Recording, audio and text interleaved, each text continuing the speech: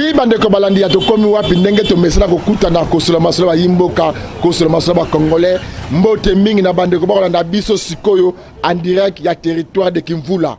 Territoire Kimvula ezali mosika tena Kasangulu. Territoire Kimvula bande ko balanda ngatu na territoire Kimvula na pesi mbote mingi na pesi mbote bande ko balanda biso kuna na Mbanzangungu précisément na village natal na Lukengo. Na pesi mbote bande ko balanda kuna na Mweka bande ko balanda na Kisangani Boyoma bande ko balanda na Goma bande ko balanda na Sidi Kivu na Bukavu bande ko balanda na Kwilu bande ko balanda na Kwango bande ko balanda na Chikapa o balanda na Kananga Malanji o pe balanda na Mbujimai bilenyo sumbote bande ko tu balanda na mboka na biso Kinshasa wa place tozali siège ya institution na mboka Congo bilenyo sumbote na ebike eroyo ba télévision nyo surtout eza ya kufongama bakolanda bongo mwana somi ekolo Congo ndeko na bino Didier Kiku na kopesa ndeko na tatu na commune Matete mpudi batende boutique tatu eza wana place bate télévision munene bakolanda makasi to komi wapi bana nyosu ya selemba ope na pesi mbote mingi lelo to kolobla masolo nini ndenge to la kaka bino to kotika bino te mbula moi butu to conserver toujours la République démocratique du Congo o ezali mboka bakoko e ba papa te pe biso to kotika ba na biso to yaki a peut-être la vérité c'est vérité les lots to awa eza poto sur la masula ba yimboka masula Congo bien nyoso bolanda ki lobby ezaki bongo entrée officielle ya mwana somi ekolo Congo honorable Mike Mukebai molobli ya bana lingwala ezaki banda suspension prison le bezaki première entrée naye na assemblée provinciale mais malgré makambo ko le kakuna prison Mukebai akangami makambo ko le kebele ezaki na kulutu moko ndeko moko ancien parlementaire sage moto mone na mboka na biso ngala bakite makambo le la assemblée provinciale ville de Kinshasa ngai mwana somi ekolo Congo patriarche il faut na mekana kokota makambo yo ancien parlementaire mboka na biso na kimia place makambo ezali kombo na ye ezali bongo honorable président Frank Diongo Chamba alabaki fatia kimia entre honorable Mukebai na ndeko na biso Godin Poi président de l'Assemblée provinciale. Total intérêt à l'individualité. Tout le monde a mboka. O aza député provincial, il y a pas lingwala. O aza député provincial, il y a pas bandal. Malgré ça président de l'Assemblée provinciale, mais toye a wa poto luka intérêt à Kinois, intérêt à Congolais. Intérêt individuel total yango, total o eko ezo sangisa bana Congo, eko sangisa ba Congolais, intérêt à bana Congo zanini. Né honorable Frank Diongo Chamba. Alebité ngai fina jouer médiation ya ba leki nanga o mi balé. Comme il y a assez parlementaire, moi, je suis pesa moi belé, na sang sa balé qui omi balé. Tout le solution ba kuta na ba pesa na mbote, ba tia kimia, ba ta la intérêt ba congolais. To resuka bolanda bongo descente, ya die marqué cela na le kuna l'Axel Molongo sénateur, ba kitaki kuna na bureau na siège ya MLP, partout et kamamare pa ya mwana mboka Frank Diongo, bolanda bo rencontre. Ya président Godin Poi, ya conseiller provincial, na mwana somi ekolo Congo, honorable Mike Mukebai. Excusez. Non,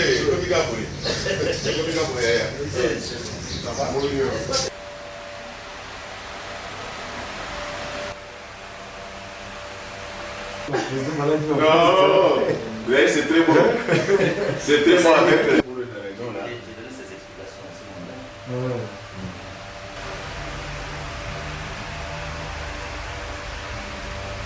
Donc, Diongo Matondo, Ndenga Bengisinga na président.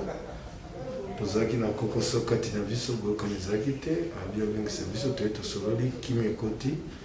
Na pesi matondo mingi na ndenge makambo wana esalami na nzela na ye. Na pesi pe matondo na président Godin Poi ndenga ndimaki te tokutana. Tobongisa ngo ndenge babongisa makambo na kati ya libota matondo. Ni kotondo ya na biso président Frank Diongo. Pe collègue nanga honorable Mike Mukebai parce que yaya bengisa biso poto solo na kati ya libota alors ndenge bango nyonso balobi apesi merci yaya na biso mpona initiative napesi pe merci na collègue nanga Mike commentaire mingi ya kosala eza te bomoni ke depuis makambo et bandanga na tikala koloba te je crois côté na ngai collègue na ngai lokola zalaki na assemblée te makolelekaki bapesaki bainformation ya malamu mingi te ntango azalaki lilanda tosololi mpe tokozwa ta ya kosolola kolakisa ye bamikanda nyonso. Je crois que tozotravaille mpona unité mpe mpona développement ya ville ya Kinshasa. Omoni na politique biso tobandi politique te tokuti bato bandosala politique oyo azali grand frère na ngai na respectaka ye mingi. Alors oyo ye alobi nde oyo tokosala et surtout que na rencontre mpe esprit ya ouverture epa ya collègue na Mike.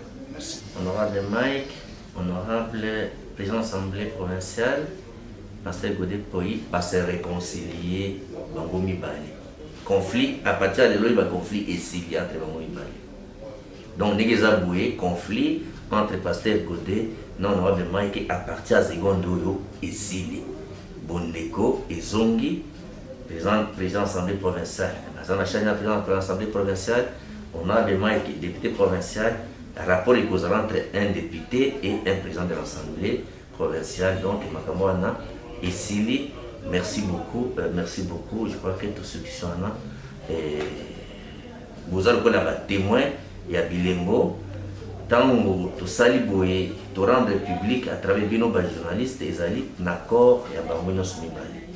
Donc, ils ont une initiative personnelle. Ce n'est pas Mike qui a demandé, ce n'est pas le pasteur Godé qui a demandé. Ngai, comme il y a na Bango, un parlementaire sage na Bango, il lit plusieurs fois na Kinshasa, na Kondi Mateke, ndako ezika biso ba papa na Bango, parce que la coutume africaine, Yaya Aza papa. Merci beaucoup.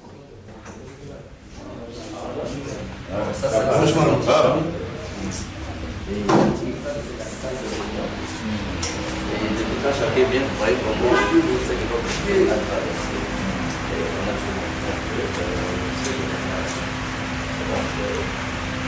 généralement les points de presse c'est la salle de réunion. C'est très vaste.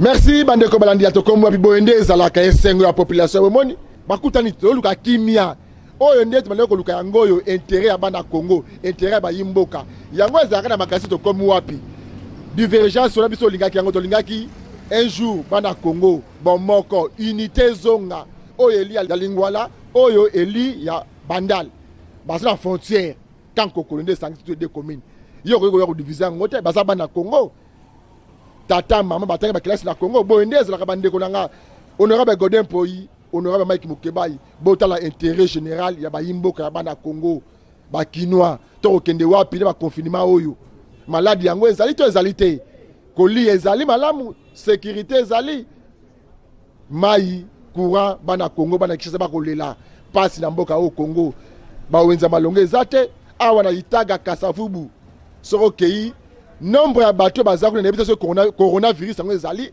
to ezali kuta bo bimaka ka awa bo sangana nde bo sangana bo na presque kasavubu 8h30 bo tala nombre ya bato bazana presque kasavubu itaga presque kasavubu coronavirus yango ezali to ezali kuta bo landa descente na biso kuna na commune ya Kisenso to kena ko sa descente ko so na ba yimboka nzela oyo nani asala yango nani inauguraka nani pe atika yango bo kolanda ndenge cimetière moins de 10 ans, cimetière qui sont sur Tekami. Cimetière, on est Kaboli et séparé 3 communes.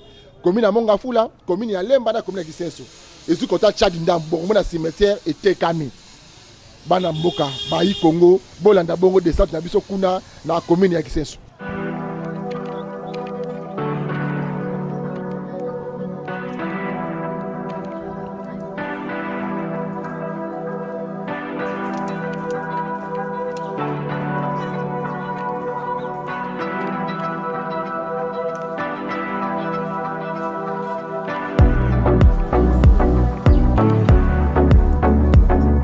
Commune à Kisenso 100 jours oyo ndeko Vitali Kamere 20 ans de prison mais awa na Kisenso nzela ebeba etikala bongo bayebaka te nani azwa misolo ya nzela Kisenso na la kaka bino na kosala digital secrétaire lelo oyo naza accompagner ndeko na ngai Mr Kido na leki na ngai yo kosala musala constant na commune ya Kisenso misolo pe kenda wapi nani pali ya mbongo nzela Kisenso tout seulement quelques notables, vous comprenez. Et vous savez pas si mais vous aurez quelques notables qui sont. Bote papa journaliste. Yamawa ezali ke toyebaki babaki projet na kati ya 100 jours ya président de la République. Mais Yamawa ezali ke omoni ravin oil. Ravin so qui est plus loin là-bas et ça li grand érosion. Kuna na liboso kuna et buki voir na bandako. Awa banda basala ba aventure ba boka ba terre jaune awa plus loin là-bas so bokei pour comme na cimetière ya oya kala entre ba étudiants cimetière na katikati wana. Okomona grand ravin sur salami kuna. Na grand ravin wana. Siko tozo yeba te na mbongo yango. Thomas Louaka à l'époque azalaki ministre ya makambo tali banzela makambo nyonso yo boy. Ote nzela oyo nde ba financer ba mbongo d'ici peso kosila to monde nde sali ba aventure abo na ba aventure ya wabo soki mbule beti awo awo ezalaka somo inondation sama makasi na maya donc kuna na seba bazo zinda makasi et puis na ko zinda wana tozo yeba te nzela kutu oye kutu lobby awa nzela ya de la paix que tu as ba carnivore nzela oyo ezala compte ya 100 jours to ba ko la 50 eza na compte ya 100 jours ba pesaka ngona ba compagnon yo ya ba égyptien eza na compte ya 100 jours eza na compte ya 100 jours parce que pendant les placer ba beta to pendant ba beta ka eza justement esika africains soko poussa ngi boso kuna esika nzele suki si revenu qui bentele Louvac place prince akale yangwana qui bentele Louvac okuta batsa pano mnene batsa on a tout on a mentionné là-bas mais tozoe baté nandenge bakenda na ba jeune na bango nandenge sekretari kaka botoye to ba mbule so ba onyoso eza ba érosion ko na kisenso bosi na ba député provinciaux bosi na ba notable boko komata lettre moko te mo konza ba non kisenso sundwa de ba itikali bongo. Mais c'est le journaliste, les cambo ya ba député batala ba bumu na bango ba intérêt personnel na bango. Ba randa pour na biso banani ba électeur na bango te. Bango soki bazangi musa ba mbango conception ba 1000 francs na ba polon na ba 2000 francs. Me fond du cœur en tout cas conscience il y a na ba électeur na bango ezalaka te. Il faut suivre za la ba interpeller encore Thomas Louaka ba tuna no citation nzela ya kisoso. Kala mingi ta to ko ya ministre provincial. Ayaki na ba jipa bo akitaki tina sawa bo ote le 15 mai il faut yeba ko annoncer encore un coup de travail à Moussa Lango le 15 mai l'équipe hôtel na juin yango d'ici par wato ko tagier août septembre les obanda bo to ko suka wato biso doza pour ça la peuple pour ça la bango ndiko na ngai réaction le moni critique ba le bi ezala compte 100 jours ndika utu ko ezala compte 100 jours boni nzela ko utika la bo kisa zo na ba notel bo ko komela mo konza mboka te bo ebisa ke na talent ndenge commune na biso tikali ko komela en tout cas bino oza premier caméra ya oyana kisenso te ba top Congo to benga ba chaîne ebele ba leka message fort ezake tozali na numéro 1 wazandi na niveau likolo Nerombungu azamona kisenso amonaka tellement asundola yango nzile tikala bu koto aya sute banda ba vota ye akinda mais boyebi ndako na ye constitution nyonso boke ko lukaye boke ko sanga na bato ya koto boke tina ndako na ye ata 100 pour ba bino te bolukeze papa biso to vota ki yo boni kisenso oyo bimaka roi soki bishop soki nani soki fumu o to ko wana bo pesa nyonso député excellence nyonso sabiso banda koma sope gouverneur sona message pas chef d'état na bato ba ko ça en tout cas message akanisa biso banzela ndeza boye ba mabende koma ozokisa bato bazo kufa ba accident pam suite ya nzela ba érosion ba mapango epede. OK merci biso zo le kana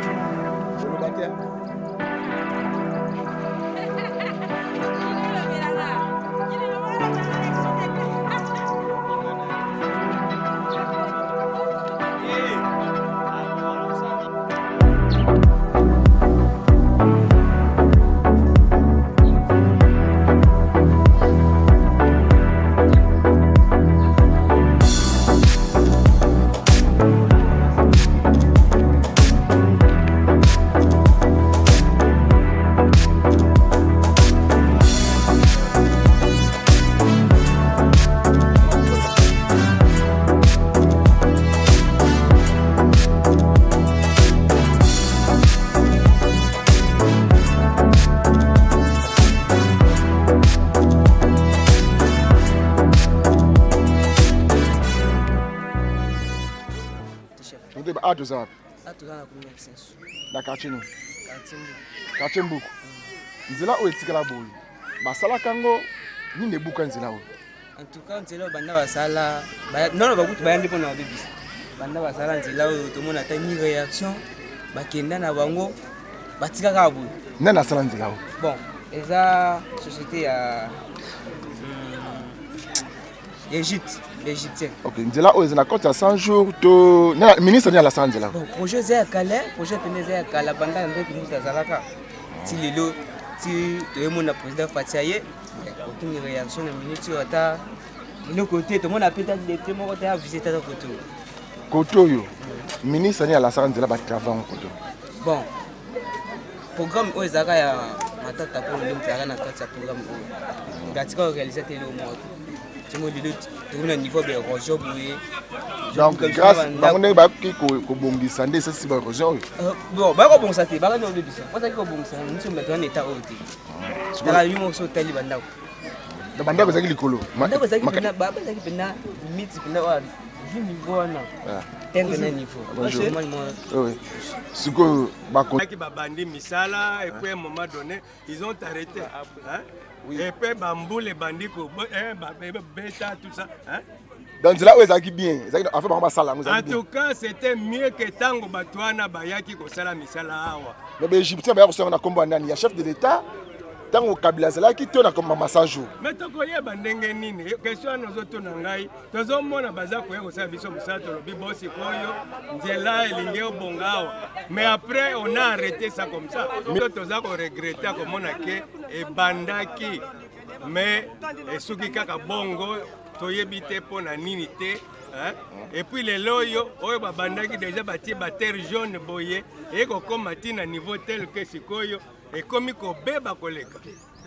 Alors on se dit ben finalement ba yaki ko sala ba vantira wa ou bien ba yaki nde koluka ba bongisa nzela. Adona commune. Wana commune qui sense précisément na quartier Amba. Na quartier Amba. Nzela oyo ezalaka boye banda kala to ekomi boye nini pe comme si nzela oyo. Bon nzela oyo eza nzela kala pe ezaki projet ya kala fo nzela esalama. Bo biso to botami awa to koli awa. Nzela oyo na ba époque ya mobutu tango azalaki mituke bande koleka normal ezalaki nango na makadam te mais ezalaki na état moko ya bien mais to comprendre te tango ba eli biso ba nini ba matériel pour ebando sala nzela soit disant na projet ya 100 jours nde to monaki ba bandi pe ko sala biso awa na mabele oyo to na terre sablonnée to na terre agricole te il a failli ba banda biso atana ba terrasse ba caniveau atila biso ba caniveau mais ba tili biso na caniveau te ba zuika mbala moko ba bandi tia ba bandi ko tia ba zelu bandu bwaka ba terre argile wana siko tangu mbule ye oleba continuer musala ba tiki kaka boye lelo o bozo mona o banane bande ko sala musala compagnie ni zali compagnie ya ba égyptien ya ba arabe bango nde ba ministre na la sala nzela o ministre o alansa nzela oyo si Thomas Luwaka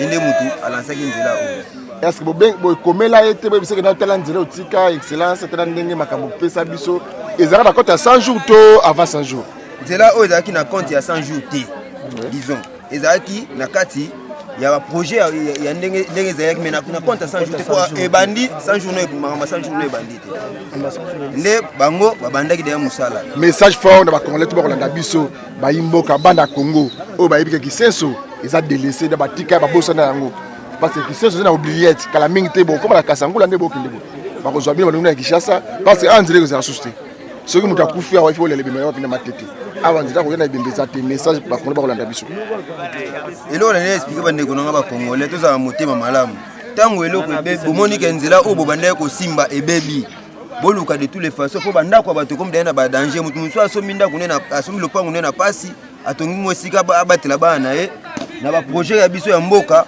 ebebi se sika na ye akomi koma susu locataire yango na 5 ans na bakonzi batala nzela oyo eza nzela ya munene oyo kosangisa matete ti na université de Kinshasa baya babongisa yango etikala totikala kimia ba mapanga bato pe ezala kimia regret ya bino ba exercice ani bon regret na biso ezali nzela oyo ti ekomi libulu boye ezaki libulu te nzela oyo ezala likolo bamabulu esalama awa me na befort na biso tosala totia quand même basaki nzela ekoma kimia wenze oyo ezalaka vraiment likolo. Alors air d'Égyptien baye tosepela écoute vraiment na mosala basalela biso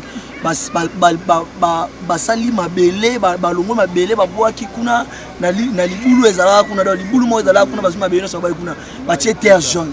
Alors batie terre jaune tomba otika baokende mo bazongi mbula ebeti tolobela bango bien nde botika boye faut que ça la biso ta ba terrasse quand même faut protéger nzela na bandako bato basala ba terrasse te nde lelo to komi na niveau oyo et ça biso vraiment passi to bande ko le cannabis pena bien to bimiti na université de Kinshasa mais lelo nde vraiment tozo le kalsu nzela oyo ezalaki nano il fallait que ministre o infrastructure aute ko le kaliboso Thomas Luaka yenda yaki ko sala investigation awati ba projet salami tinzele bandi ko salama azalaki na kati extension yenda ko expliquer biso oui yende aza à l'auteur ya ko expliquer biso situation ya nzela oyo. Mais les choses étonnantes, batiki nzela oyo bapanzi bozomona ba érosion ndenge zo salama ba érosion salami ba mapango ebele ke ibato ebele bakufi na mbula oyo betaki suite ya nzela oyo parce que mai oyo zo uta likolo bo ezo kende ko ravager tina seku nezo ko boma bati. Et c'est pour cela que tozo senga na l'état congolais azala l'état responsable oyo akokokisa ba makambo dans les délais ndenge tosolaki. Ce n'est pas dit que bobandi nzela botiki suite ya mutu moko boya manipuler bino après botiki nzela oyo eza na bénéfice ya batu tout bokende kosala nzela moko oyo kute eke na zamba yebisanga nzela ya de la paix soki babandi yango esika babanda bakokende osukisa ngwa.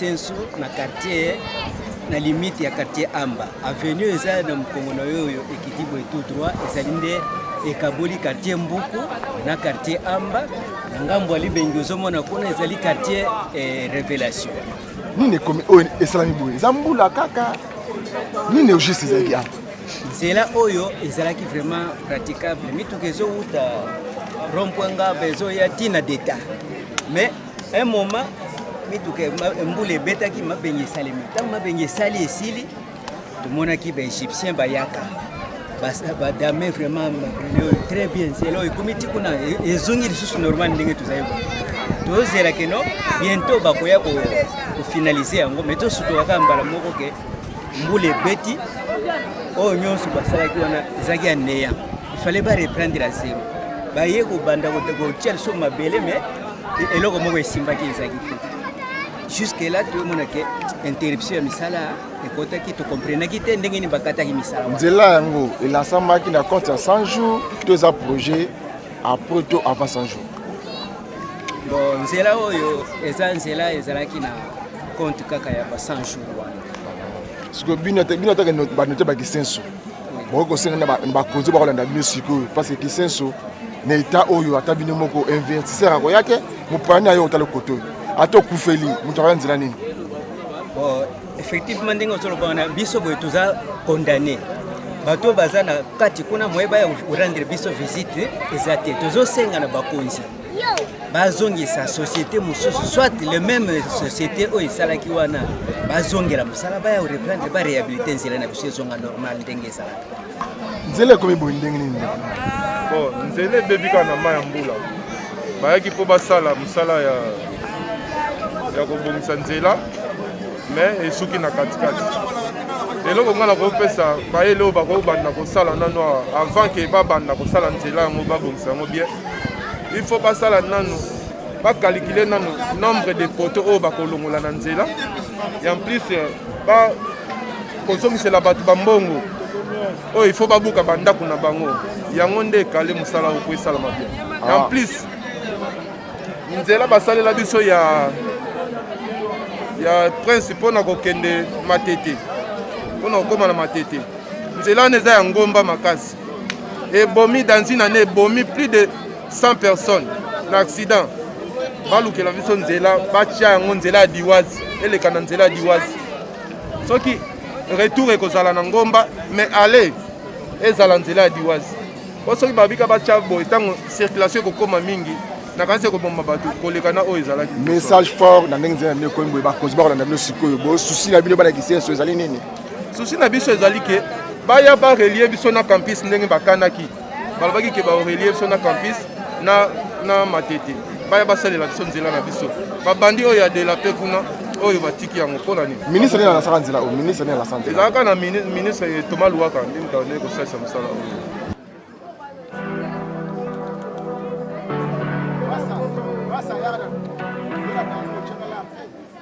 honorable Eliezer Tambo tolanda yo makasi ana kisensu po base na ye pena totyela yo motema biso kote oyo nzela eza te ma eza te donc courant mpe mwa bien mpona courant nde sava me banzela nde eza te nga na chauffeur nde na wabunadu nde tokiti siko awa nde ye Eliezer Tambo alobi to kosala conseil na kisensu awa esali ndeni ndenge nzela na bitikala mpo nde nzela na biso esika boye eza bacondition donc badéception ya gouvernement nzela kutu mpe ezalaki nango bien nzela ezalaki talelo gouvernement ye abomeli biso nzela basunda wana na bango kaka na bafaso wana ya mabe makasi baye nde babongisaka biso nzela kaka na posa nzela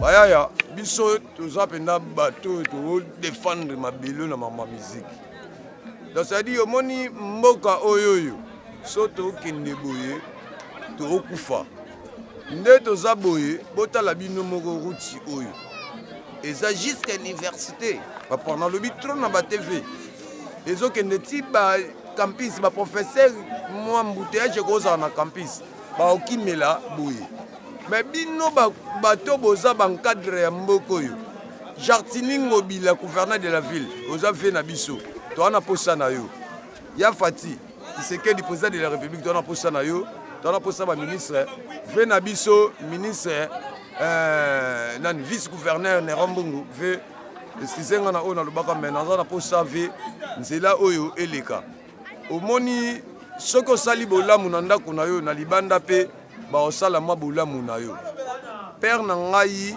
naza na posa mabele oyo eza bien bamama bazolela bamama baolela bobi bosala bawenze botie pancarte ekomi wenza mabaya cimetière bozwi boteki tozwi boye toye boye prince eleka baegyptien basala nini nzela ye bobebisi na bino botiki bosundoli ese na mboka nini bato baviva bongo toza na budget ya kozanga mpona kotonga nzelo eloko na oloba vraiment son excellence monsieur le président de la république avec beaucoup d'honneur avec beaucoup de respect mokonzi ya mboka yoka biso mawa nanu poto na nzelo toza na commune ya Kisensu na quartier Amba Mbuku Libération bayimboka bandeko balandi ya tokomi wapi toza awa na libenge oyo eza provoqué na bapoliticien bosalaka misala kolasaka misala botikaka bosundolaka misala botala Kisensu lelo mais kala mingi te naolaka bino boye kala mingi te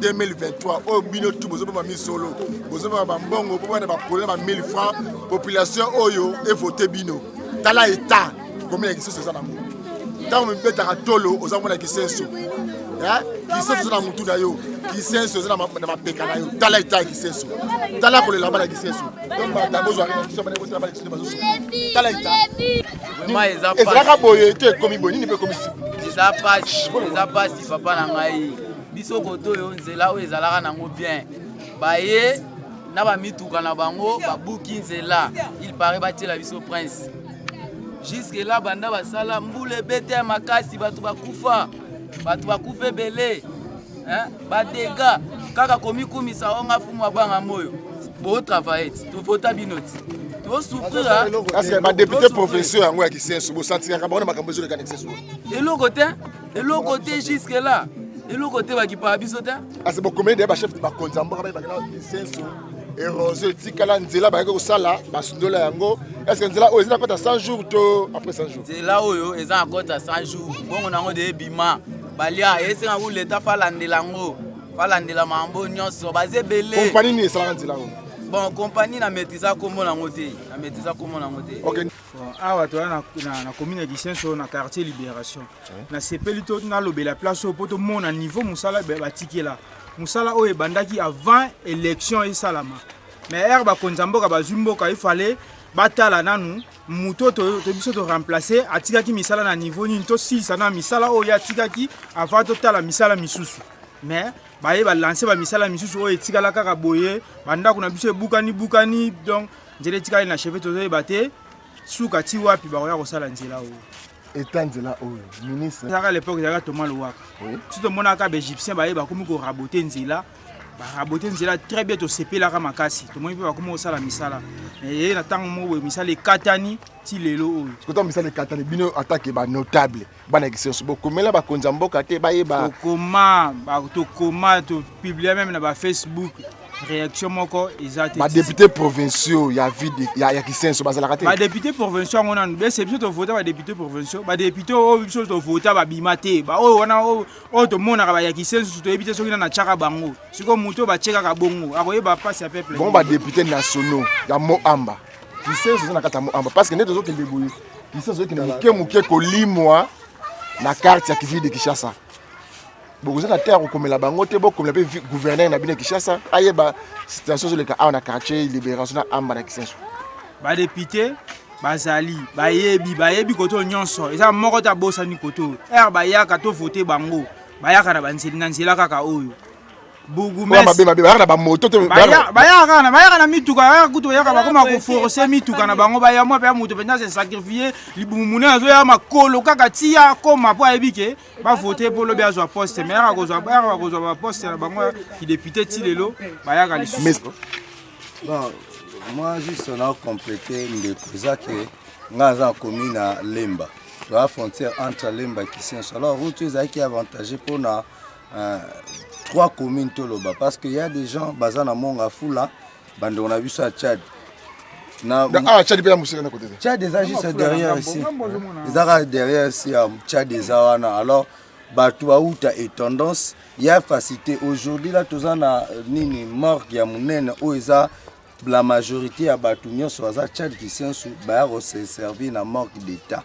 Alors, ils ont une voie malam où ils permettent de facilement la mort. Alors, même les temps et les alaki, avant c'était praticable pour nous montrer ce qu'on les canards commis. Mais maintenant là, ils ont à ta place moto les canards parce que moto est si comme moto les canards. Maintenant, bah les canards difficulté donc il n'y a pas moyen que bah les canards. Ceux qui bah saline là oyo et vous avez l'avantage pour nos 3 communes. Bon, papa la petite non merci la petite non bon. La caméra. De kolamba ucholo ba bonga utang na uta ngaba ene yofanda njelo ezala buti lelo njelo koma opesa pasi banda kwekei batu bakufi susi na biso ka njelo de bonga mai pesa la biso bia tala école bana biso bazotanga batanga ka lelo so basali njelo te bule bandi wana école ni école ya mission comment on dit école EP3 les foulous oh mais vous connaissez de la Lembati EP3 les foulous. Ah, on a épété le voulou. Ah, bana bila tanga akuna. Parce que ils ont qu'elle déjà. Ils ont qu'elle déjà. Parce que tala ka dans l'état, bana ba tanga ba étude d'abord ça la bien. Ce qui est quoi le bana ba ça dit. So ba taille la sol kamanjelo, ngaka il kamna le bika njelande, to ça la bien to tambola bien de ba ninga ba tambola. OK, bandeko balande za bongo na commune Kisenso, de ko sala bien constant. Bandeko bazotanga awa na makambo ya nzela oyo. Tozo tambola po tolingi kimia, tolingi solution ba congolais ba sepela, banda ko seka. Izateke ba congolais banda ko silika. Ndeko kamere akangami na procès 100 jours ba détournement mbongo ekei. Sikoyo awa tozana quartier Amba libération commune Kisenso nzela oyo ife banda homme 30 mbanzalemba ekoti ebimiti commune Matete. Nani pa ali mbongo nzela oyo. Ministre o alasa nzela oyo ya Kisenso. Ba députés nationaux bino boza habilité ya ko bengisa ba ministre boko letala ba date nzela oya Kisenso mbongo nango bimaka te bana kisenso bolandi bana boke bazo ka ba suite parce que l'école homme ça l'état bota itana on komeli kala mingi te erosion zo kende 2023 bondo ya a naza mwana kisenso bo voter ngai naza mwana na bino ba voter yo obju vitre o te filmer okomota na bambango mbanga ngoya kotamula pa a kotamula makolo na excellence monsieur député monsieur conseiller place na yawa na lati la gomme ndeko so la gomme ozomona na lati la gomme place na yawa dans moyen là ta sapatu ezate hein mata likolo donc au moins na lati la gomme moyen là ta sapatu ezate parce que na kotamula nango place nini bozo kaka aba fotaka bino bata côté ba escalier na ba bourreti na bino batongeli ndako emati apoko pesa bango mbongo moi 1000 francs yo pesa bango yo comme député. Merci bandeko balandi to komi wapi boende ezalaka bomoni tozosala nyosu po ba congolais bozo na distraction te bo fongola miso makambu oyo bakangeli Vital Kamerhe eza pona ba maison préfabriquée hein yango nde Vital Kamerhe akeli boloko mbongo e bimaka pona makamba kolia mbongo e bimaka pona makamba banzela mbongo e bimaka pona makamba courant mbongo e bimaka pona makamba mai eza wapi makambu ya kananga régie des eaux ya kananga mbongo e bimeza wapi mbongo banzela eza wapi e bandeko na ngai bozo kamaka maison préfabriquée mi Kamerhe na boloko akei oui don zimi mais mbongo ba sorti mouton nana koti prison mbongo ba makadam yako renouveler banzela ba elengesa ya ba itaga mbongo wane kenda wapi mbongo ya kolia ba congolais kota misolo ya agriculture mbongo eza wapi toyeba te préfabriqué Kamerhe ke boloko mais misolo mususu wana eza wapi pour procès équitable mbongo a changé donc parti par parti ezaka to lata mutu moko te to kende na bandamu ndamu ya koti ba o ba tikali balanda ndeko na ngai kala mingi te termus pe kolanda yo awo kotala ngai termus nga moko na kozala mutu liboso na ketiko termus na puza makala ndeko muima oza wapi ndeko muima oza wapi balobaki arrestation dans l'immédiate yo oza wapi to mona yo te ndeko to banda ko lia obanda ko bina na ba yo ayo awa sikoyo l'état tie maboko makambo ekatami ndeko obanda ko se présenter chaque jour na parquet na prison zoya bosenga na yo to sena besoin yo kateko obeli o katani lokolo te ndeko bayimboka Kamerhe asana prison Jamal asana boloko yo 3e mood yo oza 2 ya pamba ndeko 2 ya pamba ndeko na ngai oza wapi bakongole baningi bayeba oza wapi alo muhima oza wapi Didier Kiko ngai kotikela mwa termus yankovi na mwa sauce na mwa likayebu na prison sortir na makala po bandeko pe batikali bazwa leçon bayeba que état de droit ezoko exister tika te kimi akolo nzambe ezala na maboto na bino nde tokutani mokolo malobi.